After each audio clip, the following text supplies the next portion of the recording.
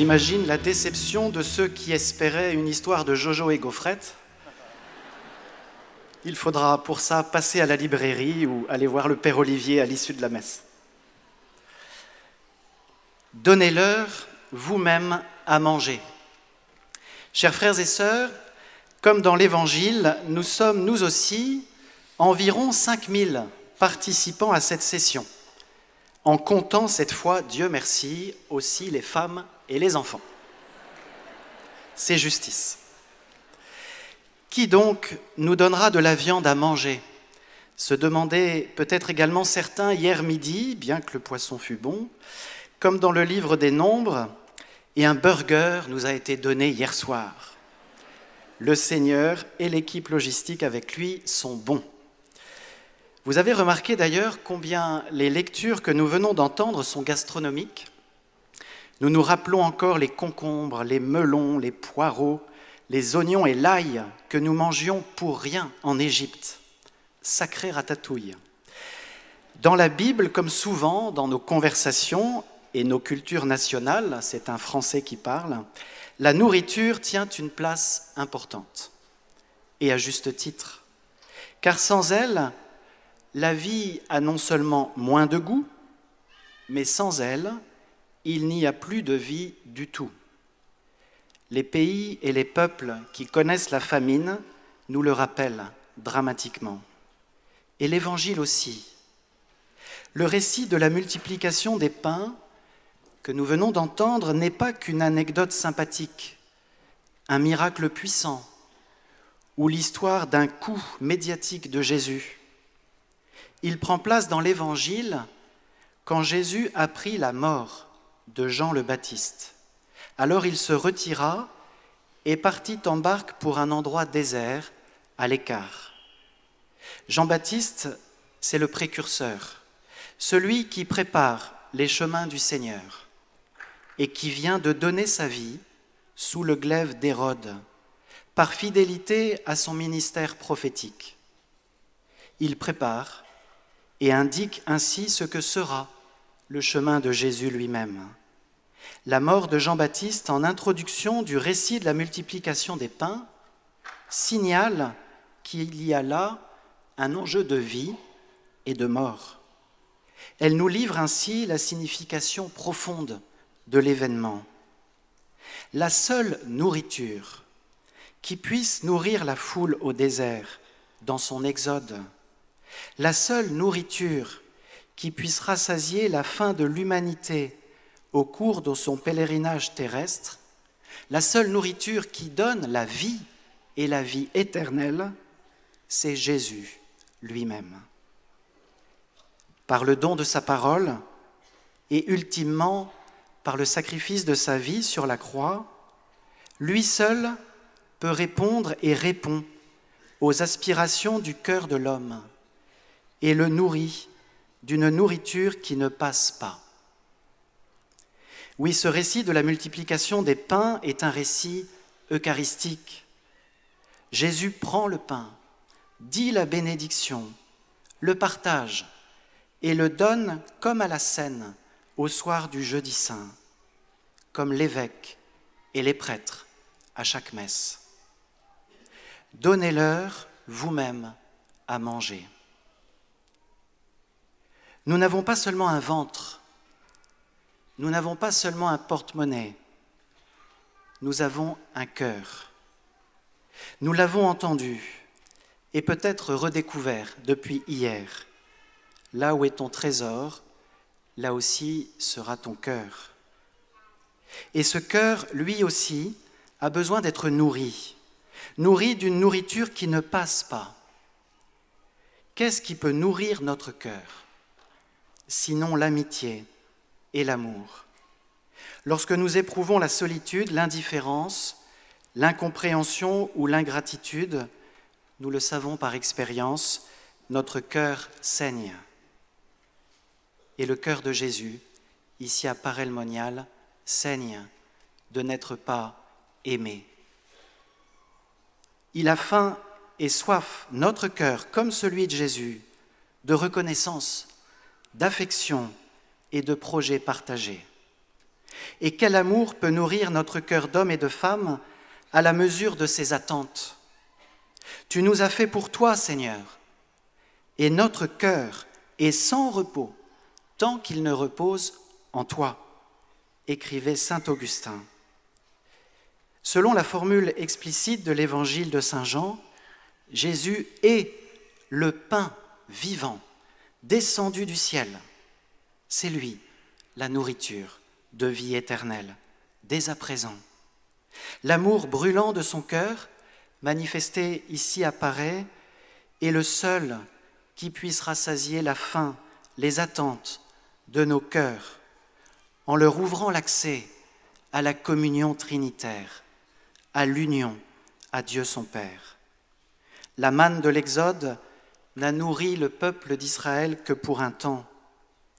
L'Eucharistie, actualisation du sacrifice de Jésus, peut nous nourrir pour la vie éternelle.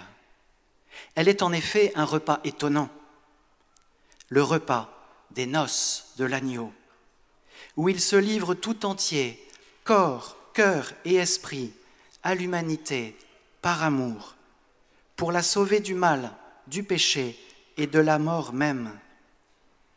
Comme un époux, Jésus ne cesse de dire à son Église, à l'humanité qui veut bien l'entendre, « Ceci est mon corps, livré pour vous.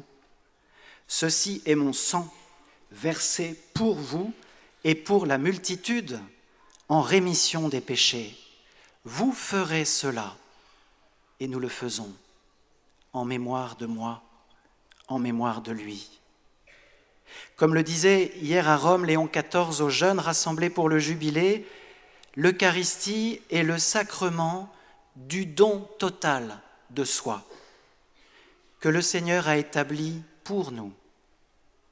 Et le pape François précisait dans sa dernière encyclique, Dilex it nos, que le cœur de Jésus est caché dans l'Eucharistie. Alors, donnez-leur vous-même à manger.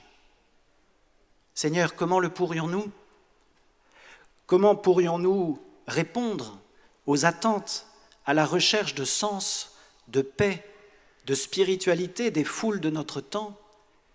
Comment allons-nous pouvoir accueillir tous ces catéchumènes qui frappent à nos portes, dans nos paroisses? Comment?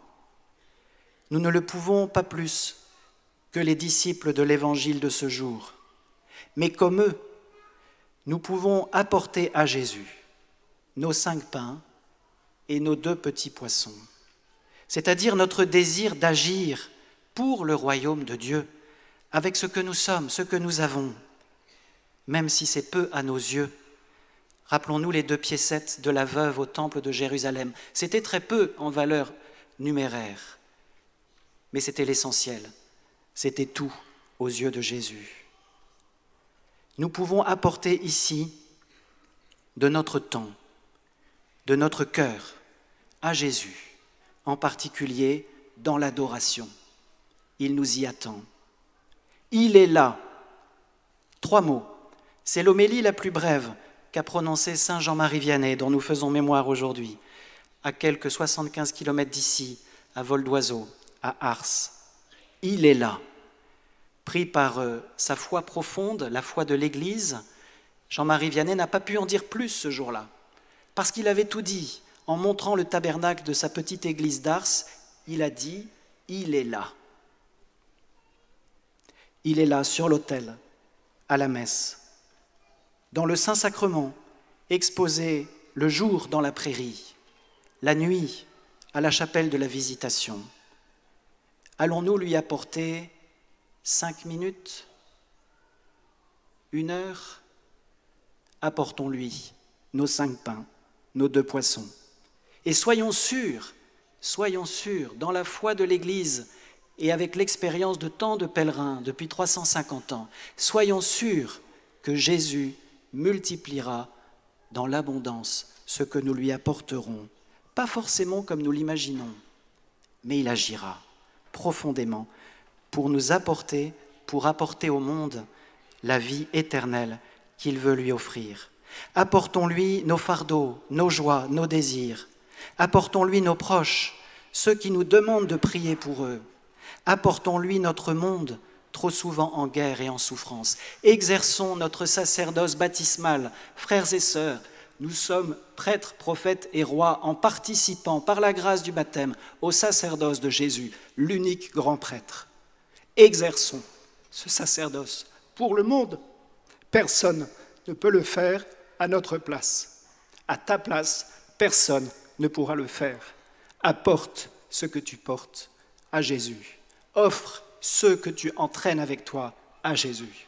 Il agira, mais il ne peut pas le faire sans toi, sans ton acte de foi.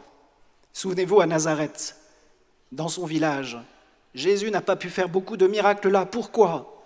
À cause de leur manque de foi. Exerçons, frères et sœurs, notre foi baptismale. Nous sommes le peuple de Dieu. Nous avons reçu son onction sainte. Nous ne sommes pas là que pour nous, nous sommes ici pour le monde. Un chrétien qui participe à la messe n'accomplit pas une dévotion personnelle. Il ne coche pas une case dans le programme du bon chrétien. Il porte le monde à Jésus. Et avec Jésus, il l'offre au Père. Il exerce, il participe au nom de son baptême, le sacerdoce de Jésus, qui sauve le monde, qui sauve le monde. Seigneur, tu nous appelles à donner à manger à la foule. Nous ne le pouvons pas par nous-mêmes. Sois notre nourriture. Donne-nous notre pain de ce jour. Ouvre-nous encore ton cœur. Partage-nous ta charité pour qu'elle grandisse en nous et dans le corps de ton Église entière. Merci pour ta présence réelle dans l'Eucharistie. Merci de nous offrir ta vie et de nous unir à ton Père dans le feu de votre Esprit Saint. Merci pour Saint Jean-Marie Vianney, pour les évêques et les prêtres, par les mains desquels tu viens sur l'autel.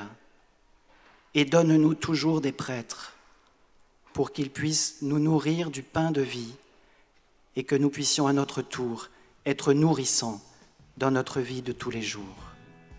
Fais de nous des saints, pour que le monde croie et reçoive de toi la vie éternelle qui seule peut nous rassasier. Amen.